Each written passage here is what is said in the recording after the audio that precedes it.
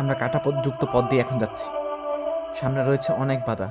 বন জঙ্গল পেরিয়ে আমরা শুধু একটা উদ্দেশ্যে যাচ্ছি, সেটা হলো একটা ভাই জাল দিয়ে মাছ ধরছেন।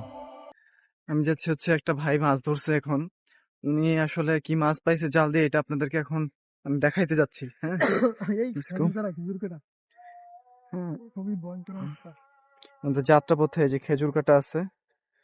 হ্যাঁ, এদিক দিয়ে যাওয়ার আসলে রিস্কি, দেখি পর্বতা গেছি তুমি। তারপরও আসলাম।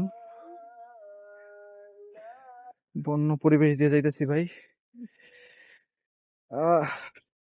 ও my god, this place is crazy. ভাই মাছ ধরতেছেন, যা দেখবো ভাইয়া কি ধরছেন আসলে। এটা হচ্ছে একটা জলা। ভাই এই মুহূর্তে কি নাইমা ধরা যায় না? না ভাইয়া, ওই মতো দিনে নামাজ পড়বে। মাশাল্লাহ, কিন্তু ভাই কইটে পেয়েছেন না? না ভাইয়া, তুই গুড়া মাছ। গুড়া মাছ, বউ মাছ। ইহে, বউ মাছ। হ্যাঁ, একটু ভিডিও করি, সুন্দর লাগতেছে খুব ভাই।